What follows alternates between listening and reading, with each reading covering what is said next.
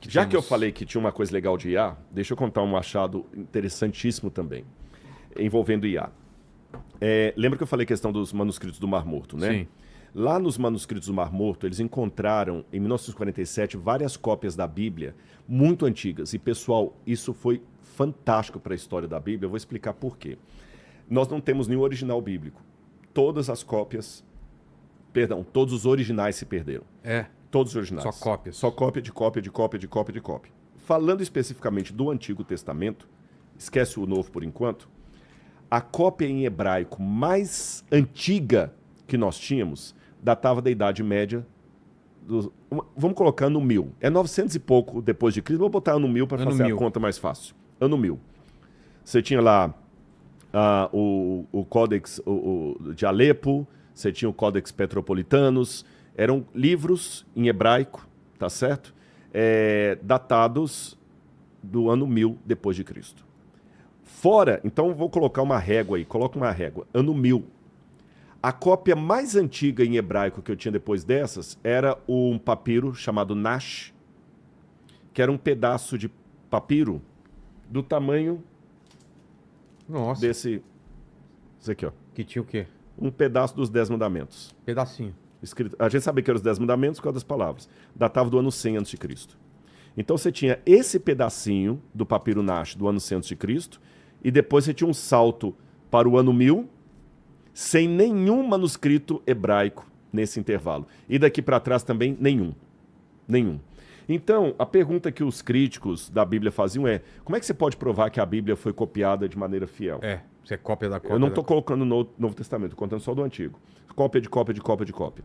Até que em 1947, um garotinho beduíno chamado Muhammad El-Dib, ele encontrou acidentalmente, ele não era arqueólogo, analfabeto, estava ali na boca do gol para a criação do Estado de Israel, ele encontra em Herbert Qumran uns vasos cilíndricos.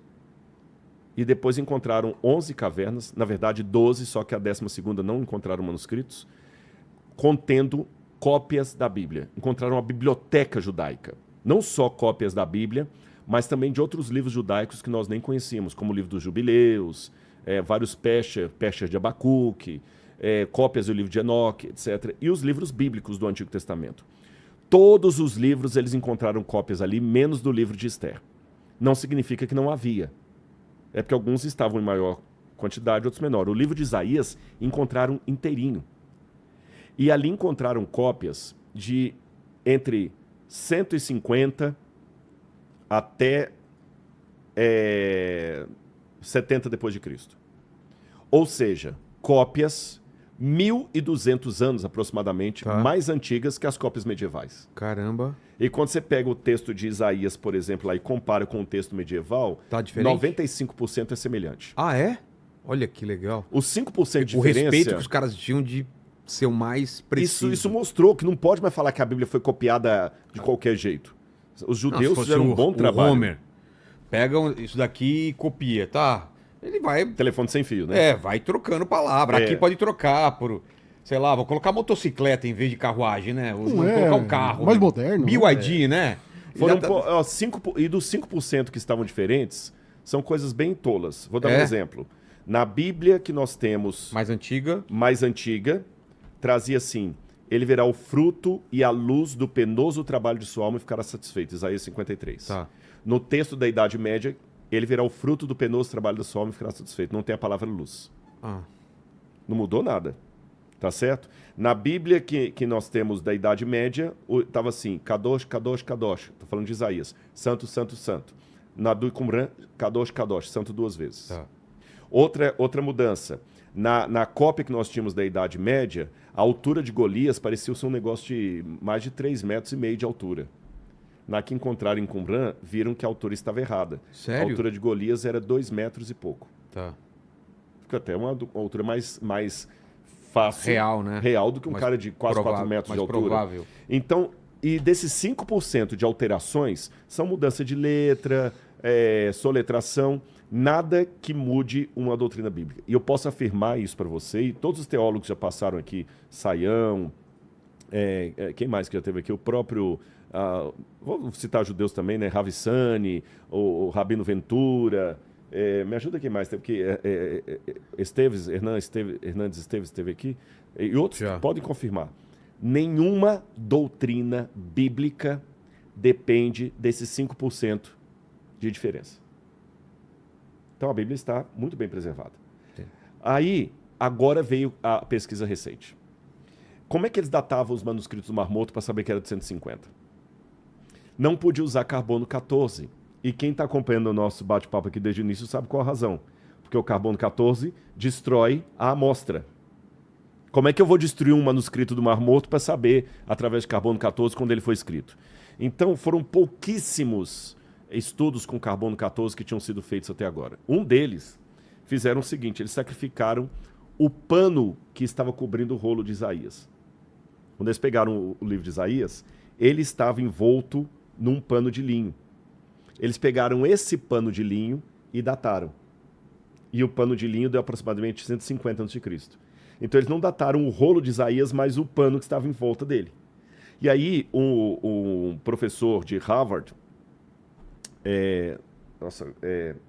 Frank Cross, que na época ainda era estudante, de cabelo branco, cabelo preto, né? Estou falando de 1947, eu conheci o Frank Cross pessoalmente, morreu bem velhinho, ainda dava aula em Harvard ainda. O Frank Cross era um epigrafista de Harvard. Ele criou um método de comparar as letras. Eu acho que isso é fácil de você colocar aí também. Coloca assim, Frank Cross Epigraphy em inglês, com Y no final. Tá? E o Epigraphy e o Phi também é PH.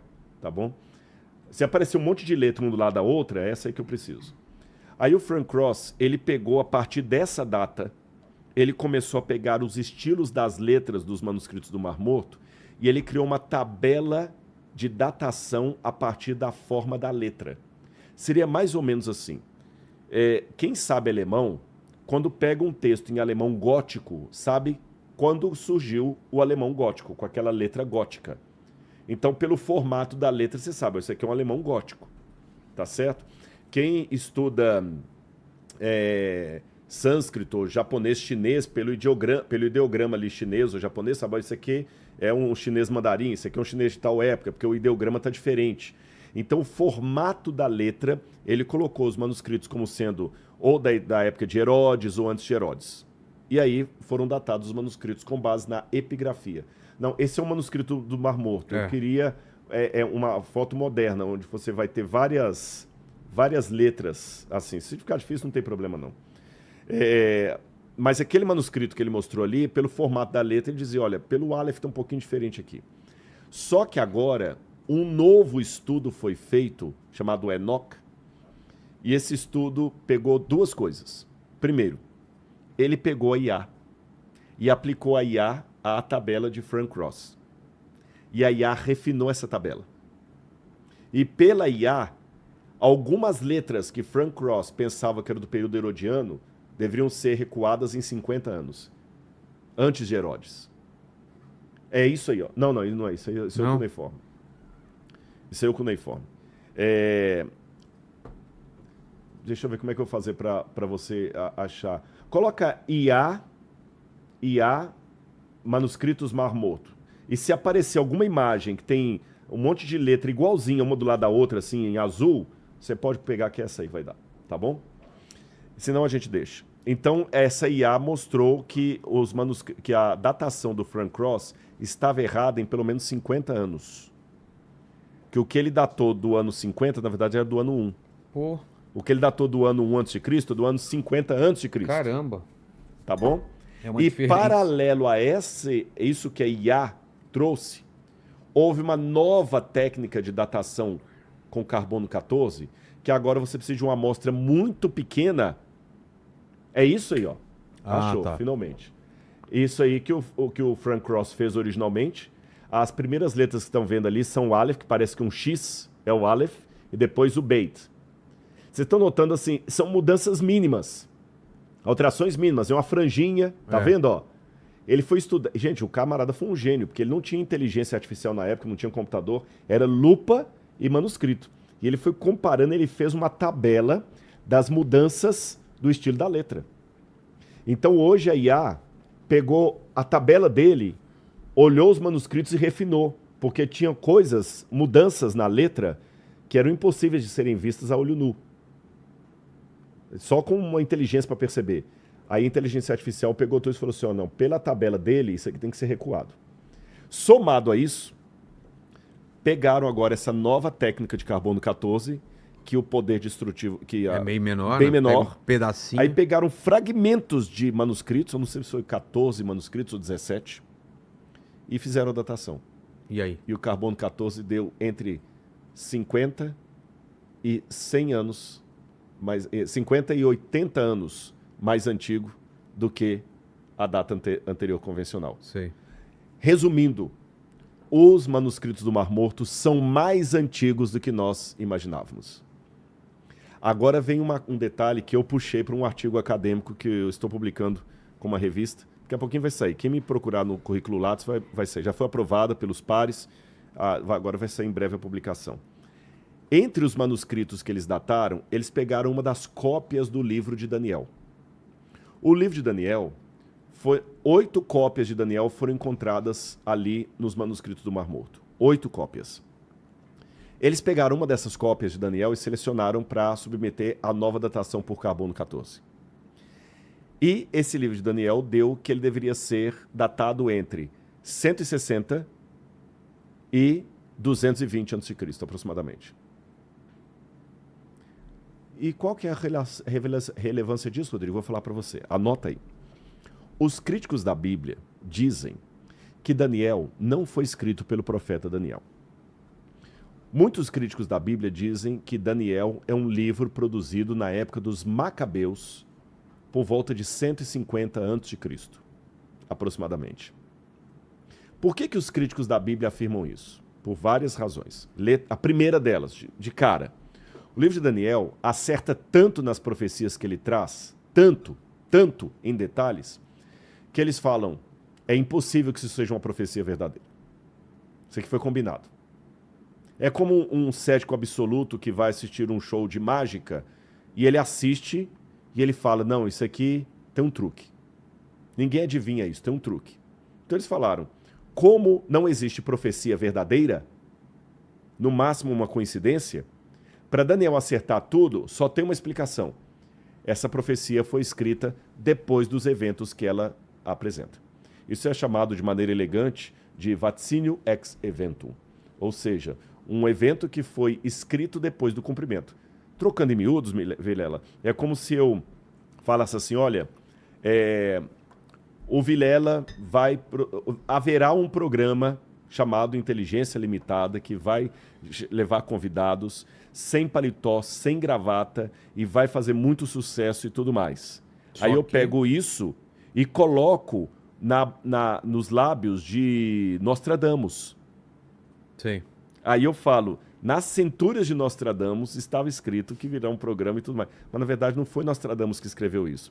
Foi Rodrigo Silva que escreveu isso agora, depois que o Vilela já existia. Sim. E atribuir artificialmente a Nostradamus para fazer parecer que era uma profecia antiga. Ah, tá. Então, essa teoria do vaticínio ex eventum vai dizer que o livro de Daniel foi escrito na época dos Macabeus por um ou vários judeus, e esses judeus, artificialmente, inventaram um profeta Daniel na Babilônia, que nunca existiu, para fazer parecer que a profecia era antiga. Entendi. Eu, particularmente, chamo isso de hipocrisia e desonestidade. Mas os críticos da Bíblia não querem acusar o autor bíblico de hipocrisia e desonestidade, porque não é elegante academicamente se falar isso. Então eles usam eufemismos. Não, era uma leitura, um vaticínio ex eventum. Mas para mim é desonestidade, porque se eu estou falando que Nostradamus escreveu uma coisa que ele não escreveu, eu estou sendo desonesto. Tá certo? Mas tudo bem. Eles são mais educados ao apresentar isso. Mas de qualquer maneira querem desfazer a fé. Não existe profecia de Daniel. Aí tá bom. E eles pegam e começam a pegar vários argumentos. Por exemplo, Daniel tem palavras que não fazem parte do aramaico da época de Daniel, são posteriores. Igual o Shalit lá do Gênesis. É uma prova que Daniel foi escrito depois. Tem termos gregos aqui. A gente mostrou que não. que alguns termos gregos que aparecem em Daniel, como salterium, por exemplo, já existia na Babilônia Antiga. A porta de estar, que está hoje em Berlim, da Babilônia, ela está cheia de elementos gregos. Então não é estranho encontrar elementos gregos em Daniel. Entendi. Mas aí agora veio essa data desse... A bala de prata. Que é esse manuscrito. Esse que eu estou colocando no artigo. Por quê? Se essa cópia de Daniel é datada entre 230 e 160 a.C., eu tenho um problema muito sério. Por quê? Porque na época dos Macabeus é 150, 160 a.C. Então seria antes. A cópia era, no mínimo, do começo do período dos Macabeus. Tá. Já não faz sentido. Já não faz sentido. É como se eu pegasse essa profecia de Nostradamus e eu encontrasse uma prova dela escrita... Quando ele era criança. Quando você era ainda criança. É. Você entendeu? Não é da época de Nostradamus, mas também está antes daqui. Entendi. E se for de 230, aí que estragou tudo mesmo. Aí quebra. Aí quebra. E aí? Não sei. Isso é muito novo. Tá. Qual vai ser a reação da academia? Estamos esperando ainda. Isso é muito novo. Veja bem, eu tenho é porque o Carbono 14 ele também dá uma janela de possibilidade de data. Sei. Então, se for de 160, a data já me favorece. Por que favorece? Porque não é o original de Daniel. É uma cópia de Daniel que já estava nos manuscritos do Mar Morto. E na época, os livros não eram feitos em editoras, igual hoje. Você entendeu? Como é que o livro era feito no passado? Eu tinha que pegar, copiar, no papiro que era caríssimo. Poxa! Ou pergaminho, na época lá já tinha um pergaminho, né, 160 a.C., ou pergaminho que era caríssimo, copiar sem cometer erro, então não podia ser... Não tinha um branquinho para passar. Não tinha branquinho para passar, então assim, tinha que ser um negócio copiado com muito esmero para você não errar. Muito legal o pessoal assistiu O Nome da Rosa, né? O Nome da Rosa, exatamente. Tinha um copista lá, que até, não vou dar spoiler, né? Mas tem a ver com o mistério do filme, né? Exatamente, que o cara... Bom, assista ou leia o livro. Vou indicar melhor, assista, mas leia o livro de Humberto Eco. O livro tem mais coisas ainda. Então, como você estava falando, ele não podia cometer o erro, porque imagina que eu estou copiando a página toda, chegar aqui ai, pulei uma vírgula, pulei uma linha. Esquece. Eu vou ter uma página danificada, vou rasgar tudo e jogar fora, então ele tinha que copiar com muito esmero. Em outras palavras, esmero, dinheiro, um livro para ser reproduzido. Nossa. Demorava muito tempo. Era um projeto então vamos fazer meses, a cadeia. Anos. Em primeiro lugar, para o livro ser digno de ser copiado, ele tem que cair no domínio público. É. Tem um interesse... No interesse público. Vamos pegar a tese dos críticos da Bíblia. Não existe um autor de Daniel. Existem vários judeus que escreveram. Na época dos Macabeus. Então, se eu pegar a tese dos críticos da Bíblia, em 160 a.C., vários judeus começaram a escrever um texto.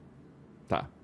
Depois que eles começaram a escrever um texto, vendo o que estava acontecendo na Guerra dos Macabeus, eles copiaram esse texto a partir do que eles estavam vendo. Aí, depois disso, esse texto teve que cair em gosto popular. Depois que caiu em gosto popular, teve que ter um editor que juntou aquilo. Certo. Depois que esse editor juntou aquilo, tem que fazer uma primeira cópia. Só aí, eu estou falando de anos entre a origem do livro e essa cópia. Ou seja, se o livro de Daniel surgiu na época dos Macabeus, ele só vai se consolidar para começar a ter cópias espalhadas lá por volta do ano 120 a.C. Mas essa cópia de Qumran é de 160. E se ela for de 200 e tralalá, aí que acabou mesmo. É. Porque eu tenho uma passagem bíblica, e justamente o capítulo 8 de Daniel, que é um capítulo emblemático, falando de coisas que iriam acontecer, e aí? Então, sabe, pessoal, eu respeito muito o descrente. Você sabe que eu já estive aqui conversando com várias pessoas que não acreditam na Bíblia, eu sempre fui respeitoso e quero continuar sendo, porque eu acho que é um estilo de vida que Cristo pede de todos nós. Mas, respeitosamente, aqueles que descreem, dê-me o beneplácito também da certeza, ou seja, da fé baseada em evidências. O Benjamin Constant, que não é o Benjamin Constant do Brasil, é um outro autor francês que não tem nada a ver com esse, ele escreveu uma carta para uma mulher onde ele escrevia assim, eu sou cético demais para não crer. Caramba! Eu sou cético demais para não crer.